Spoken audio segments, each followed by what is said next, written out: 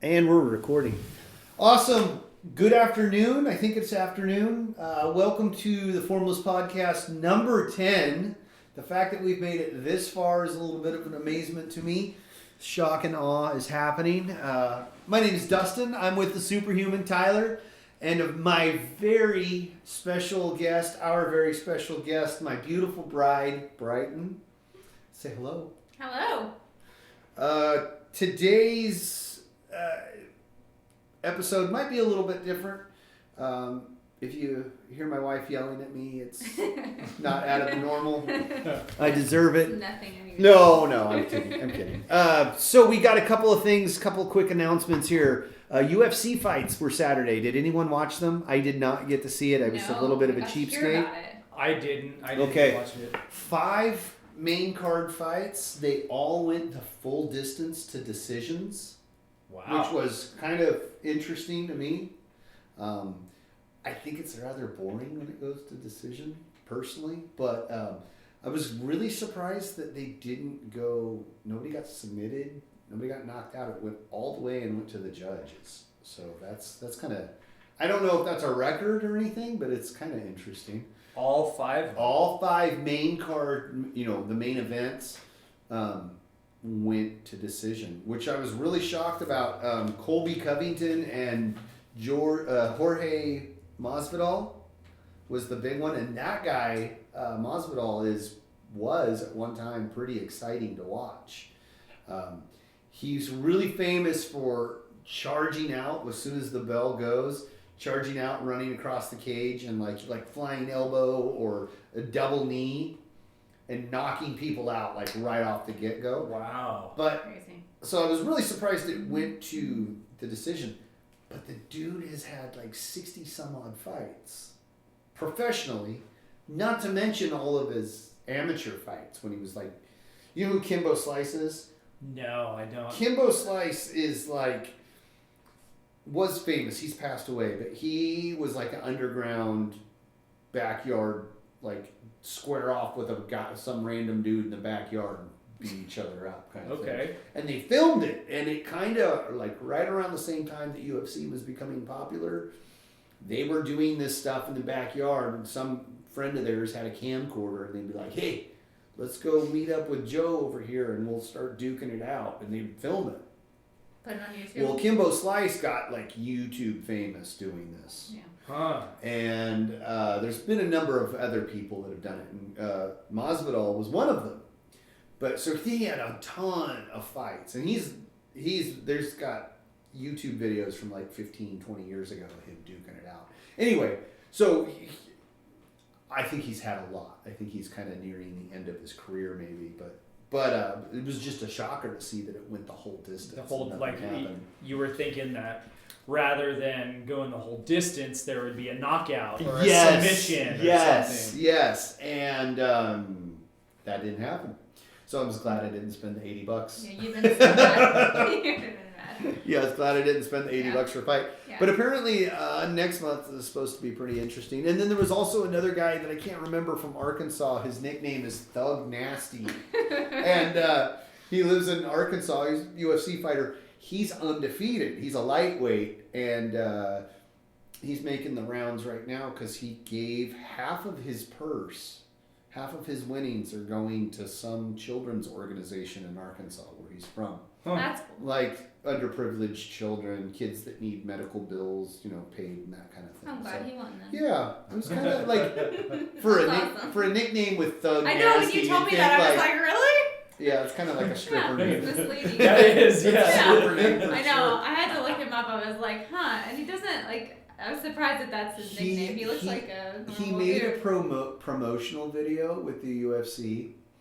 He's living in a clapped out fifth wheel trailer that's all beat up, and it's got like the tin awning over the top of it, right? Yeah. So great. And he busts out the front door, and he's got like cut off shorts and a cowboy hat on and cowboy boots, and he's like eating raw okra as he's picking it off the plant.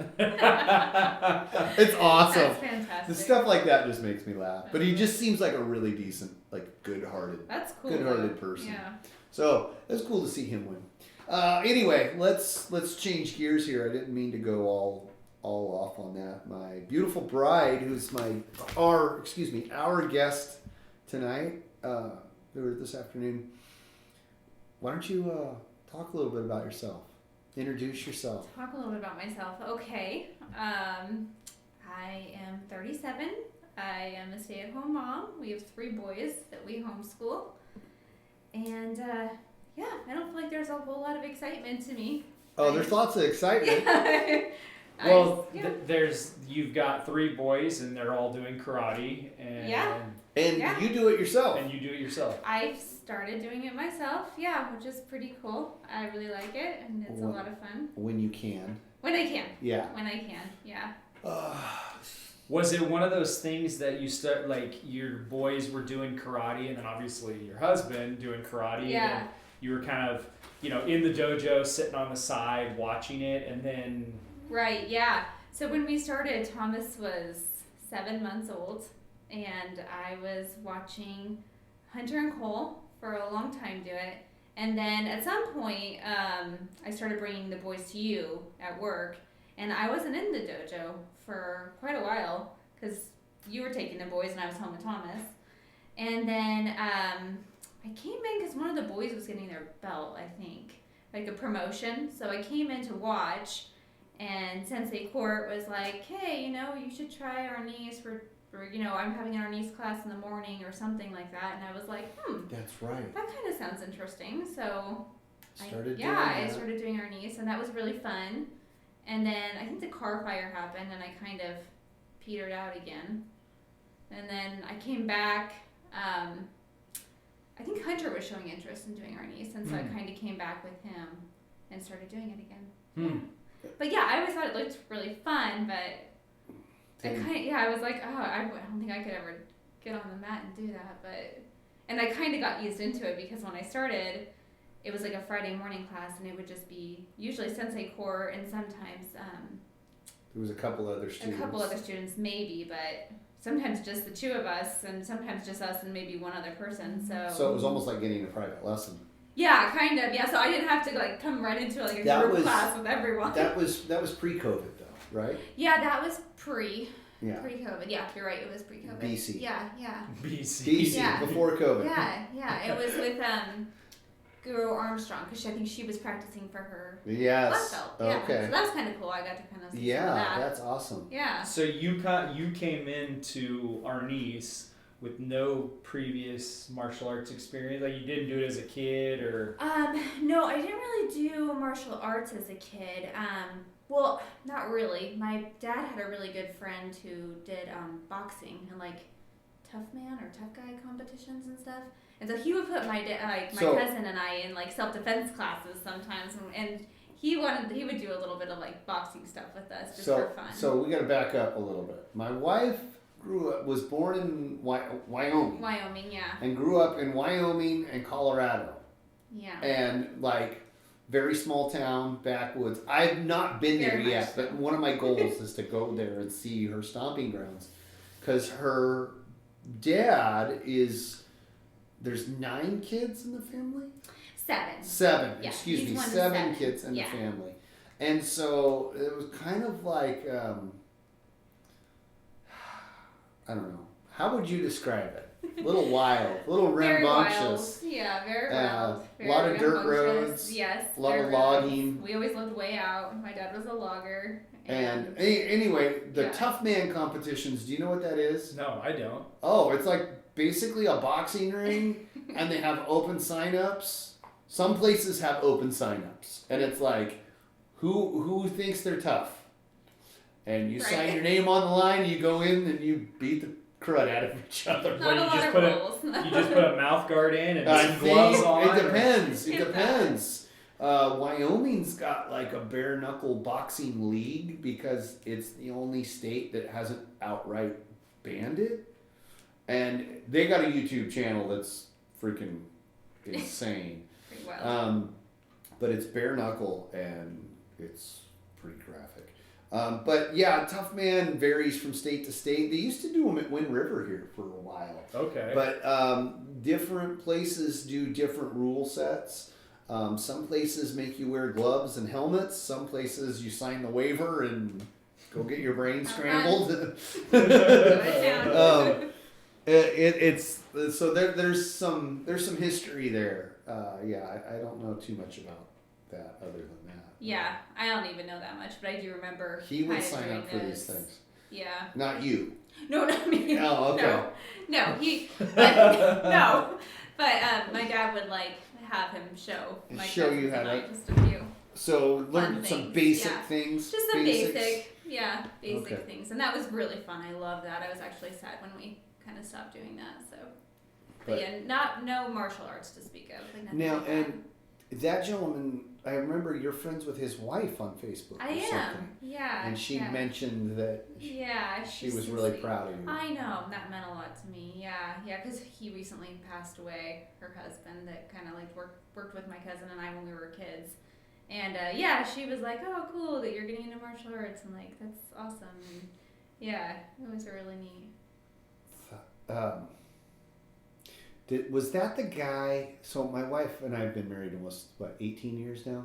Something like that. So was that the guy that used to work for your dad at the Rock Yard and ride you around on his motorcycle? No. Oh, okay. That was another guy. Okay. Yeah. No, that was a different guy. He was a cool guy too. My dad would totally just let me go ride around on his motorcycle after we were all done, and my mom would be like, "What are you doing?" That's pretty cool. Don't put my girl on that. And I was like, "Oh, it's so fun." It's the small town kind of place in my imagination. It's the small town kind of place where people don't have contracts. We just shake on it. We'll come up with an agreement. We shake on it and we just do it. Gentleman's agreement.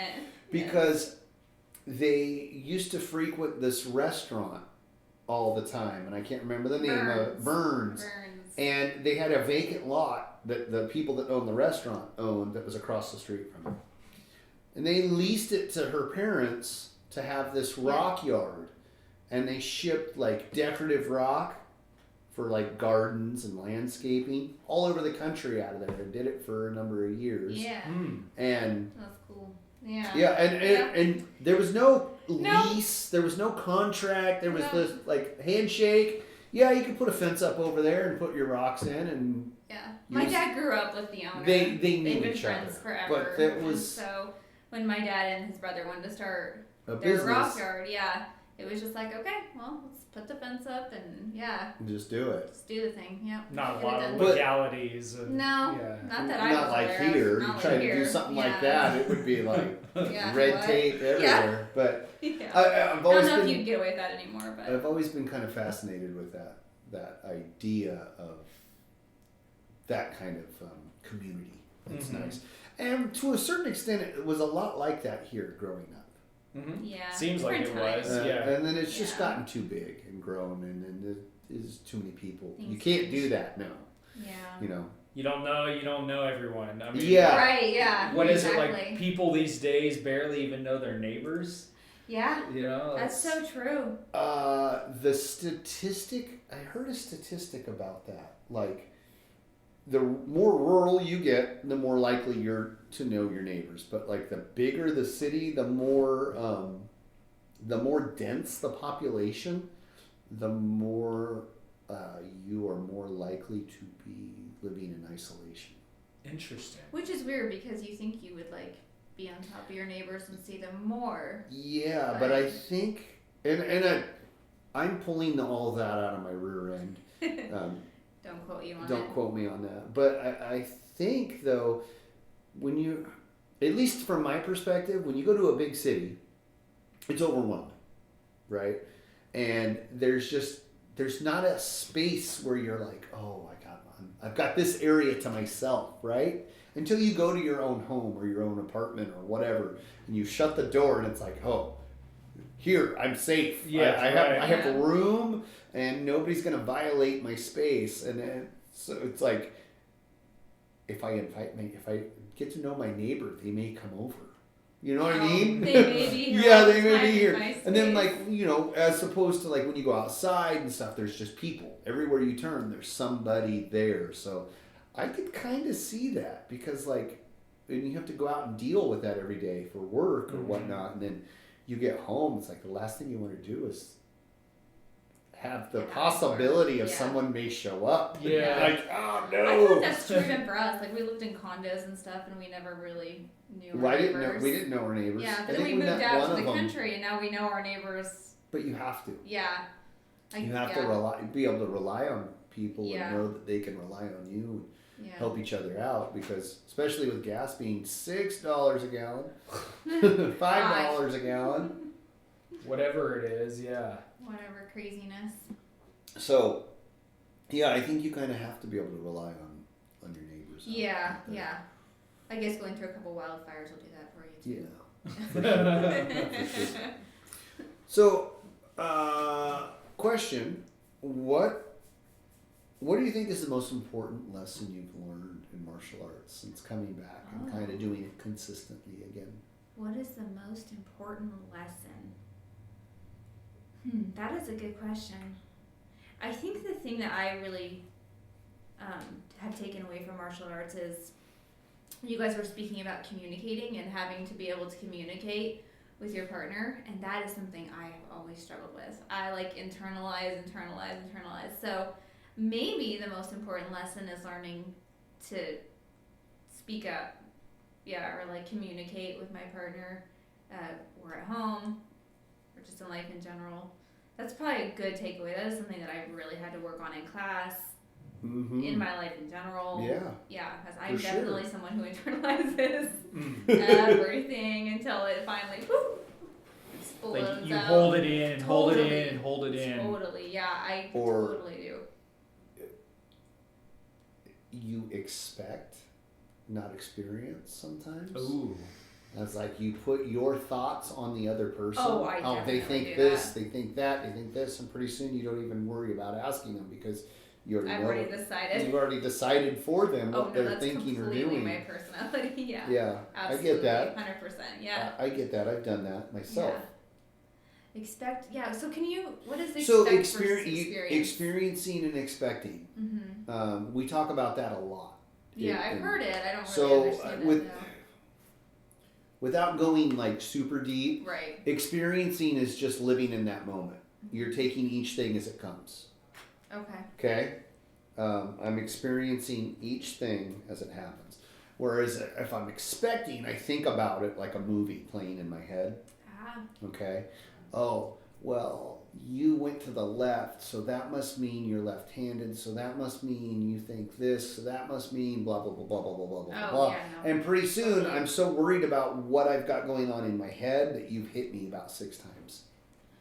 Yes, that is. And because I'm completely- thinking about what I'm imagining what all the possibilities, how this could play out, instead of focusing on what you're doing and focusing on how things are playing out. I'm projecting how it's playing out. Okay. Yeah. That And is it definitely. Almost never works out. Yeah. That's good. So. Yeah, that makes a little Yeah. sense to me. Yeah, you really hit something there. So it's multi-layered and it's very much deeper than that. I mean, that's just like that's the 50 cent version. Or, that's the bargain basement deal. Okay. That's Got a it. whole deeper topic, is what you're saying. And it's funny. Every time I think I've understood that, and like, oh, I get it. Somebody comes around and brings a whole new perspective to that, and I'm like, oh wow, that's really cool. I think the last podcast I mentioned that where we were talking about, we were doing the priority scale drill, the sparring, and you came back. It was your turn. You finished. You walked back, and you were saying how like I really exaggerated that to help the partner, the person doing the drill. I exaggerated it because I wanted them to learn it. What I'm doing wasn't for me, it was for them, basically. And I was like, yeah, no problem. And then I was like, yeah, that's exactly what you're supposed to be doing. So it just like made me rethink about how I was doing it. And so then when it was my turn to help out that person, I like really tried to make sure that I was doing that part of the drill, whatever the assignment was. I can't remember. I exaggerated all of those motions and things to really point out to help, basically trying to be the best partner I could be. You could be like like sending a clear signal. Sending the clearest signal possible, even if you got to exaggerate it for that drill. So they can understand that and make sure that they get that hammered home. Which isn't always easy. Sometimes it's a little bit of to your own detriment. Especially when we do a priority scale drill and they're like working on attack, and you're like, oh. And you might eat a punch or two. Your job is just to get in there and maybe stop. Like instead of hitting, your job might be to close the distance with your opponent and then stop and drop your hands. You have to eat that punch, but it's sending, or like, for me in that drill, it was closing that distance, getting near my opponent within the range that they could attack me. And then I had to do do something that wasn't, it was basically wasted motion. Yeah. Yes. Wasted motion. So like that'd be like getting within striking distance of your opponent and then like scratching your head or like hiking up your pants. Yeah. Or cracking your neck, like it was something that was wasted. And so I was like, which you don't want to do, right? In an engagement, you don't want any wasted moment, any wasted energy, nothing.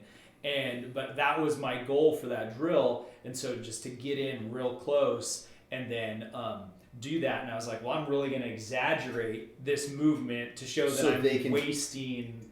And hopefully the partner picks up on it. Well, actually, depending on how you look at that, maybe you don't want them to pick up on it so you don't have to eat that punch. Well, yeah, for the purposes of the drill, because it was like splitting hairs, it was like, like in a real engagement, you might use that as a fake. Or a bait. A bait. You might use that as a bait. But for the purposes of that drill, it was getting in so that the person doing the drill, which was not me, they could read what I was doing. So it was like really helping them out. Mm-hmm. It wasn't for you. Yeah. But that's cool. And you said that, and it was, nothing real big and profound. It was just like, I'm just trying to help out the person whose turn it is. And I don't remember whose turn it was, but it was like, well, yeah, no kidding. And then you're like, no, I was like really exaggerating that. And I was like, oh, like, you incentivize, you emphasized what you were doing. And I was like, it was just like this, duh, oh, of course. Yeah, that's what we're supposed to do. We're supposed to help our partner, duh. Sure. So I get what you mean by communication. And that it was like the first time you told me, it was like you were speaking like German or French or something. And then it came in focus and it was all English. And I was like, oh, yeah, that's what we're supposed to do. That's what we're supposed to do. Communication works two ways. Right? Yeah. There's the transmission, or the person that's transmitting the signal, and the person that's receiving the signal.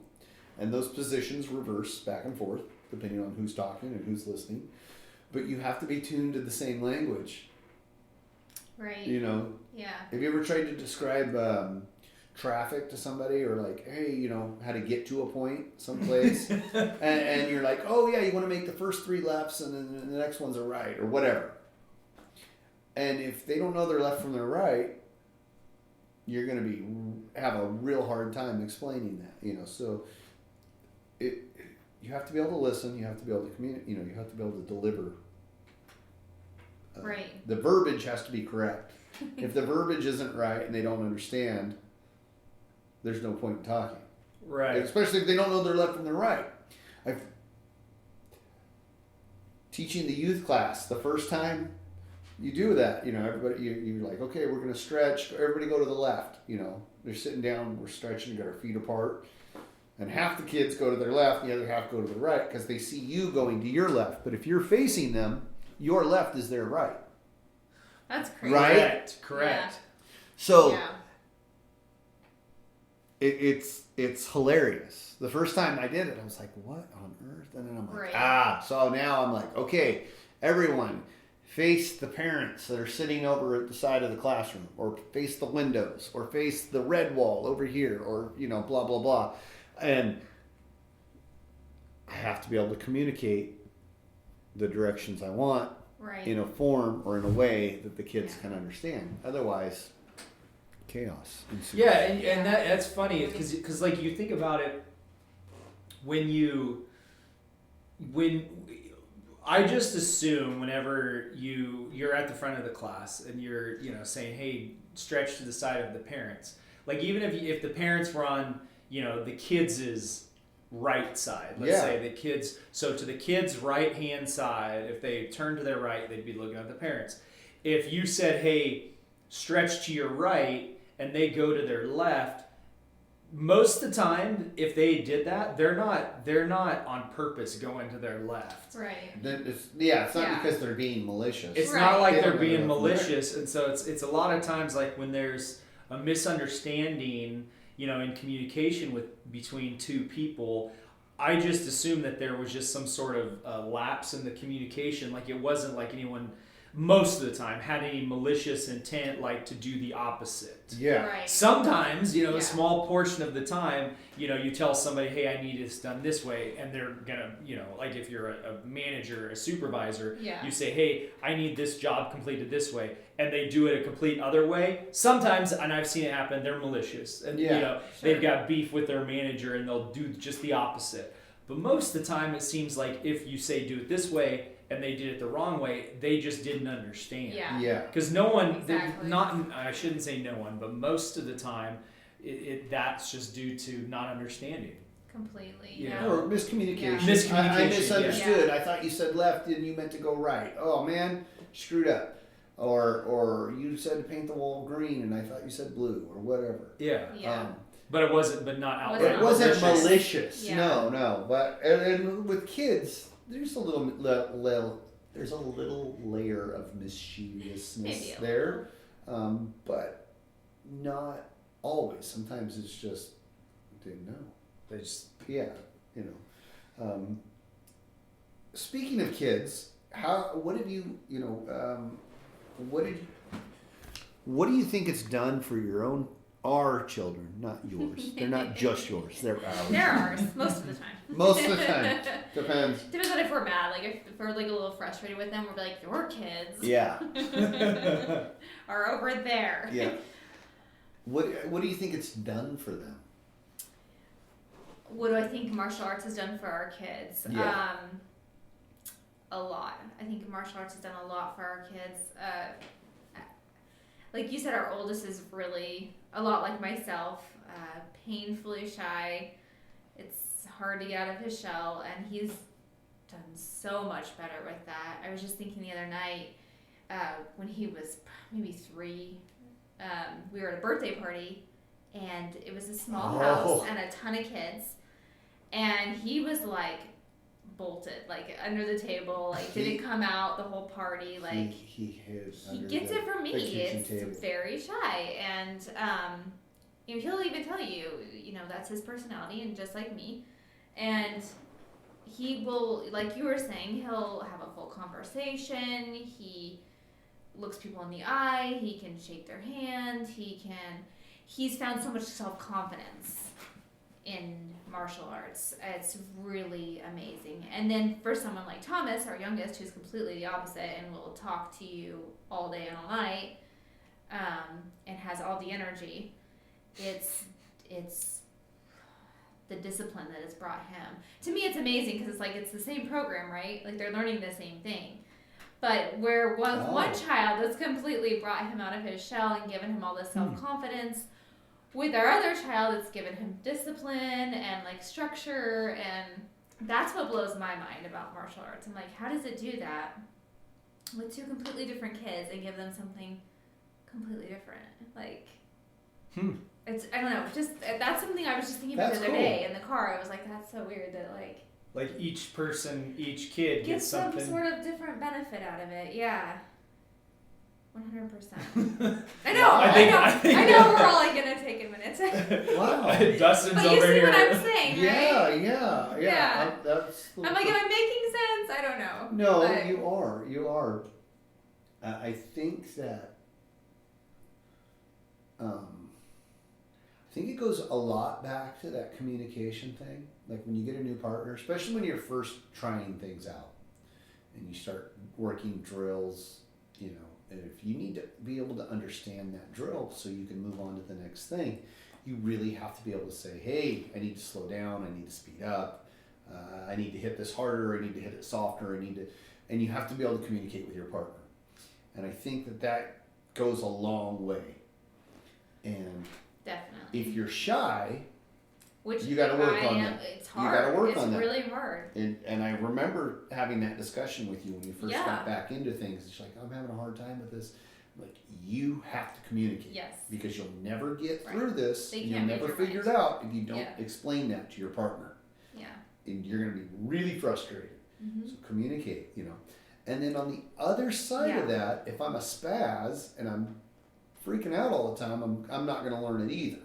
I got to learn how Right. to communicate or learn how to slow down enough so my partner can communicate with me. Yeah. You know. Right. That's So- true too. So I could see that working on two ends of the spectrum there, but Yeah. it doesn't really,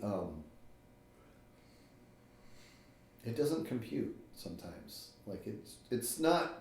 It hasn't changed the program from one kid to the next. The No. program's still the Yeah, same. that's what I'm saying. The lessons are still the it's same. the same But the thing that they're working benefit, through, but they've benefited in completely completely different ways. Yeah. Yeah. Which is interesting to me. Huh, that's interesting. Yeah. Yeah. It works out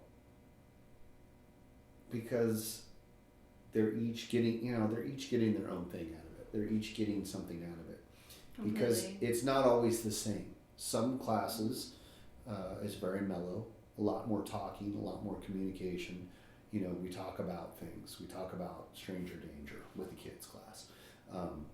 And then sometimes it's like put sparring gear on, run around, punch each other, kick each other, and go crazy and key eye as loud as you can. And, it sounds like a little army boot camp, and, Yeah. and then other times it's very much focused on the mental aspect of things. So I think that Yeah.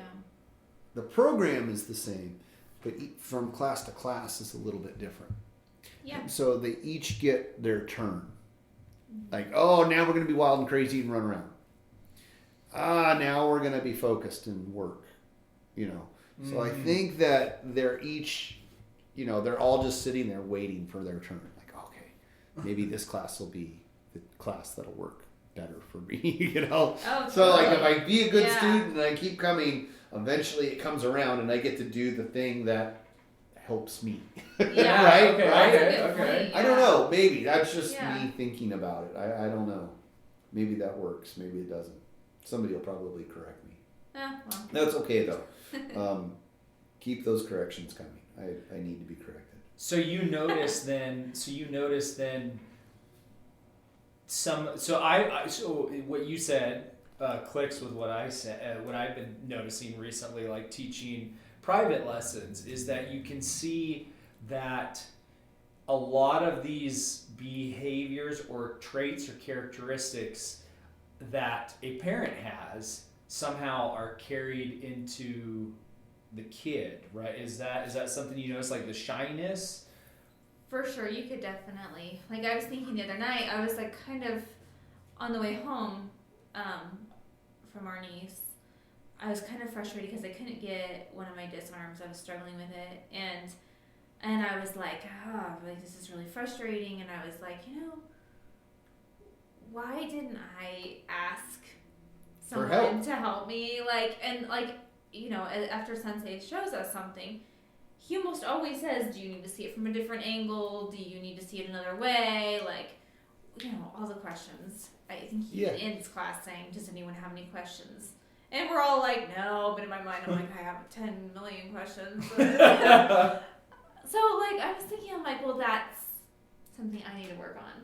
Is asking, I need to see it Show this me way, again. or I need to Show see it from a me different. again. Or in this case, he was showing us, with sticks, and I need to learn it without a stick. You're like, I need to ask. I need to work on my communication. And I know Hunter and I have had that conversation too, where he's like, because he rides home with me after our niece, and he's like, well, why didn't you ask someone to show it to you that way? And I'm like, oh, duh, I don't know. Why didn't I ask someone to show it to me that way? So yes, I think we can communicate because we have the same, Mental. yeah, we have the same problem with being really internal and not speaking up. And so, but he is much further along, obviously, than I am. And so he's like probably already worked through some of those problems. So he's like, well, you just need to ask. You need to ask someone to show you a different way to do it, you know. So yeah, I think that's what's really benefited me is the communication with my child, even that he's like, oh, well, I already know what you need to do. So both you and your, Hunter, your son, that you admit that you guys both get like kind of in your shell and you need to communicate. Sure. So there's two people who essentially know they need to communicate better, and they're communicating with each other. Yeah, that's pretty cool. Yeah, that's absolutely. Pretty cool. That is so true. Yeah, that's awesome. Yes, another benefit. Yeah. It's made me pay attention to my children more in ways that, like, it's always been, not always, but it's generally, hey, I'm the parent, you do what I say. And that's how it's always been. It's just, and that's great and all, but it doesn't always work. And sometimes it's a lot more fighting involved to get to where you need to go, And I've really learned to shut my pie hole sometimes and be like, eventually that kid will explain what the problem is or do what you need them to do without you blowing up and freaking out over them. I know that's kind of convoluted and not very, that's clear as mud, as some people would say. I tend to fly off the handle and freak out and get real loud. It doesn't work with Hunter at all. He just shuts down. Actually, all of my children just shut down. I'm kind of loud. I'm a loud person. Yeah. But for me, it's helped me be able to understand and relate to my kids better. I have no problems talking to people. I'm not very shy. And Hunter is shy, my wife is shy, so I've learned to look at things from their angle a little bit and be able to relate to them. I don't know why I started going off on that, so I apologize. With I just got lost. It was communication. Yeah. Being able to help with that and No, that makes sense. Being able to relate to them in a way that I wouldn't be able to normally. Like without martial arts? Yeah. And I, they both started, when I got started back up, they had already been doing it for a few months. And so by me joining in and getting into the fun with them, we had something that we did in common, but also I could see them working on something, and then I was working on something at the same time. So, like, I may not been struggling with the same thing that they were, but I had my own thing that I was struggling with. So I could see them and be like, okay, I'm not struggling with that, but I respect the fact that you are, and I understand that you are struggling. So, like, yeah, we're struggling on something together. May not be the same exact thing. Like he's struggling on punching something, and you're on kicks. Exactly, or vice versa, or whatever the case may be. But like, there was a little bit of understanding between the two of us. You could relate. We could relate to each other on that, and so that was kind of a nice thing, as opposed to like, oh, I'm just the parent and you're just the kid. Now we had something that kind of like leveled that out in a way. Yes. Does that make sense? Yes. Okay, that was a whole lot of words to get there. Sorry. We got there though. I was kind of getting there in my own head as I was talking about it, so I apologize. Yeah. That totally makes sense. But yeah, and it's funny. I've watched a number of different families now with kids that were in it first, and then the parents get in there, and I'll never forget. This is BC before COVID.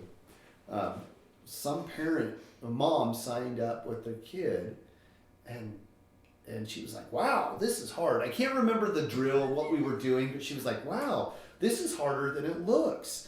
And the kid was there with them, he was about 13, 14 years old. He was like, yeah, Mom, I've been telling you that for the last 6 months, Yeah, this is hard. And she's like, oh, man, this doesn't look that hard, but it is, And the kid, remember the kid That's just cute. being like, yeah, it's a lot harder than it looks, huh? Remember when you give me all that crap about doing this? That's pretty funny. That's great. But yeah, get off your duff and do it, you know? It's fun. Yeah, it is. So nothing makes me happier to see you do your thing and get to go to class and do our niece and Wingdao and bring the kids here and do all that. It's been really good. Do you, Tyler, you good? Soon. Okay. Yeah. So we are going to have to cut this a little bit short. We got started late. It's one of those days where everything didn't work out as planned, Right as planned. but we still got everything done, I Right. think. Still got everything Today. done, just not as according to plan. I'm really grateful that you signed up to do this with me. My wife, Brighten, wasn't exactly all on board. She's like, find somebody else. If you can't find anybody else, I'll do it for you. I'm really grateful that you did. And I have to be honest. No problem. I did try to find someone else. But when you said that, I was like, nah, I'm not finding anyone else. So I'm glad that you So mean. I'm glad you signed up and did it. Well, thank you for I wanted having you. me. I've always wanted to bring you in and talk to you. Yeah, you know, and it's cool that you. I mean, obviously, we'll have to have you on again on this. Yeah. You know, a little extra fun, you know, piece of trivia is like when I was filming my short film. Oh yeah. My short film that I'm trying to get made into a feature film right now, and we needed to shoot an extra scene, and we needed some pictures of people in that scene. And I called up Dustin, or texted Dustin, and I said, hey, I don't remember what it was, a call or a text.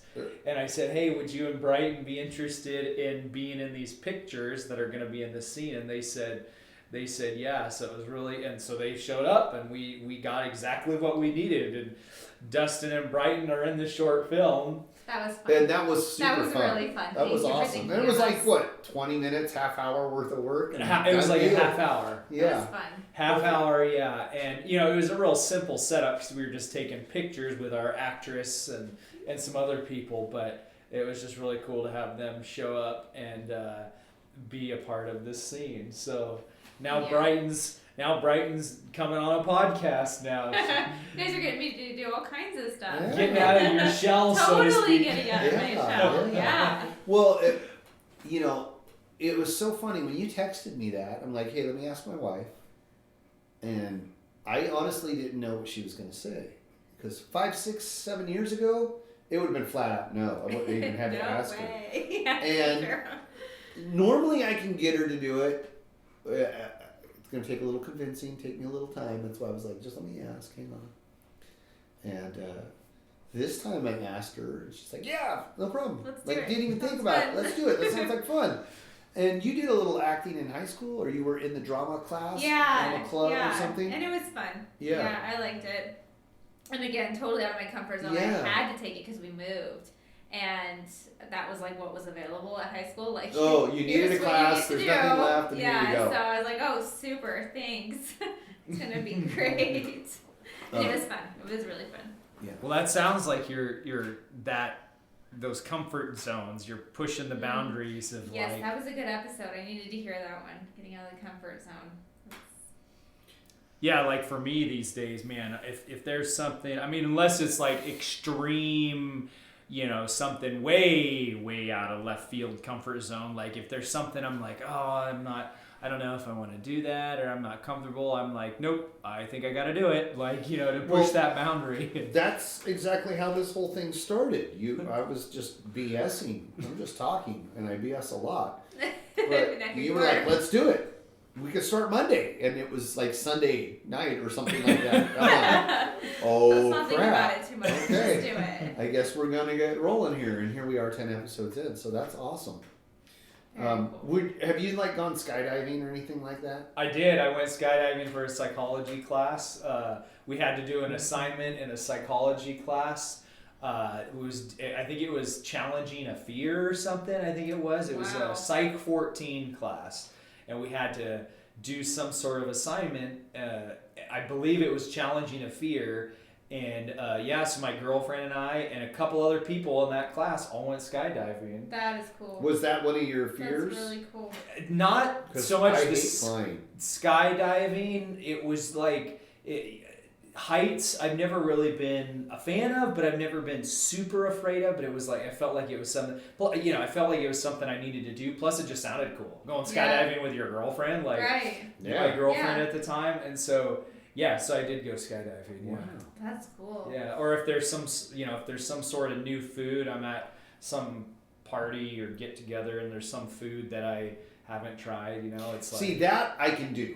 Yeah, I gotta force like myself. It's no problem. I test out a new food or a new cuisine or whatever. I love that portion. I'm have no issues with that.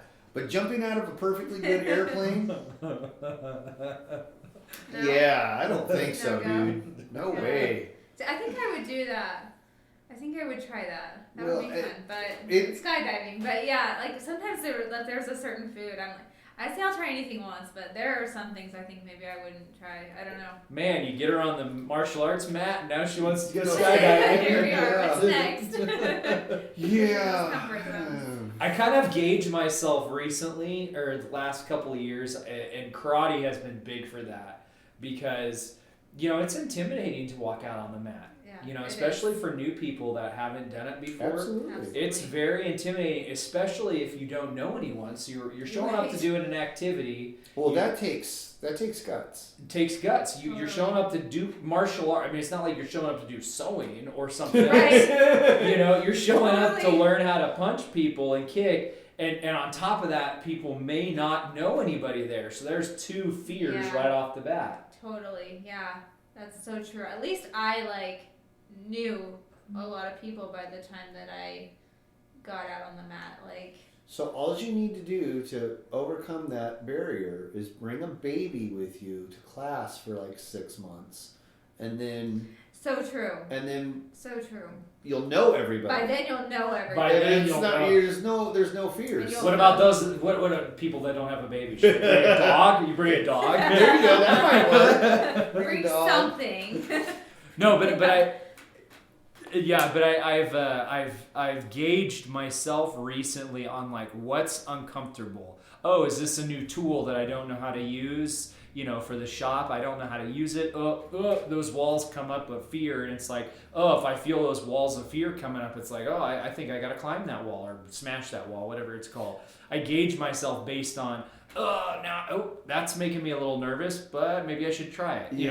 Yeah. Not going into saying, I want to go, I'm scared of running in the freeway. No, that's not what I'm saying. Gotta run out in the freeway and prove that. We're reasonable fears. Healthy things. Healthy things. Yeah. So gauging myself off that and being like, I gotta try that. I'm personally not a fan of dairy. I don't like dairy. I don't like milk. I don't like cheese. Really? Oh yeah. Anything with milk in it, I don't like. But if I go to someone's house and they fix a maybe a main dish or one of the main dishes full, it's practically all cheese, I'd be like, I guess I gotta eat some of that. I don't want that, but I'll take a big old scoop and they'll put it on my plate and I'll be like, give me a little bit more. Nice. Yeah. Wow. So I do that with all kinds of food and, anyways, yeah. So that's kind of, I've been gauging myself recently on that. That's interesting. That's good. I didn't realize that I had an anxiety issue for a long time. I would freak out in public places. I think we've talked about this, but it's made me take a step back and go, okay, is this a rational thing? Is this a legitimate fear, or are you just freaking yourself out? So it's made me step back and take a look at things at a different angle and be like, okay, that's just you freaking out and there's nothing wrong. Go through the freaking door and do whatever it is that you were going to do. Or it's been like, no, this is actually maybe not the place you should go. That kind of thing has been a big, because a lot of times with the anxiety, it's just your brain overworking and freaking yourself out over nothing. Expecting. Totally. Like you were Yeah, saying, expecting. And I'm able to kind of sometimes look at things and go, no, you're just being silly. Stop. Like, you don't have to freak out over this. You can do this. It's okay. So that's been very That's nice. so hard to do for yourself too. Like, to me, it's so much easier.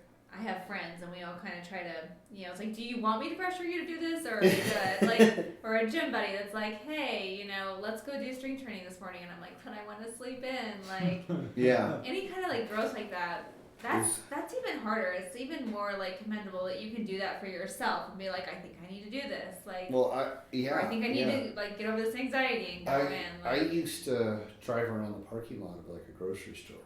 And the parking lot's too full. The inside of Not the going store's got too many people in it. I'll come back later. I remember I that. don't need to go grocery shopping that Oh, bad. good. I'll come back Really? later. Yeah. Now I don't even think about it. Yeah. Really? Oh, It yeah. was really a thing for you. Because I would freak Yeah. out even worse Yeah. inside the store. Absolutely. Yeah. Yeah. When there's too many people. Too many people, too crowded.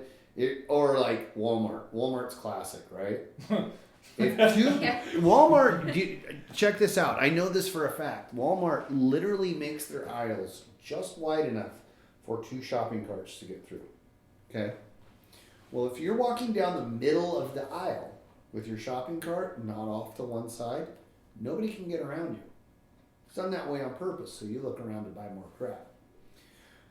But it never failed. I'd go down the middle of the aisle and you'd have one person on the other side and one person, one on each end of the aisle, and they're both sideways in the aisle, blocking it off. I would lose my mind, freak out. I gotta get out of here. Too claustrophobic, freaking out. It's like too many is people. it claustrophobic? Not claustrophobic, but it's just Just too many. I don't like sensory. not being able to have an exit. Ah, If I want to get out, yeah. I need to get. I've literally rammed people's carts before. Yep. Yeah. With my So own you do cart. it To Hit get and out. run. to get out. Hit Yeah. and run. Were you like trapped somewhere? Like, No, in the just previous life? Like, Just You don't. saw it. yeah, You saw yes, it. Oh, I've yeah. seen it. I've totally witnessed it. Yeah, yeah, absolutely. You've gotten so much better there. Yeah. Yeah, but even on the freeway, I feel like if you feel like you're boxed in, you kind of like you're better now, but you don't like that feeling. It's bad. That's a bad feeling. Anyway, I can kind of deal with that a little bit better. Yeah, Huh. you can. Definitely, you can for sure. Anyway, Yeah.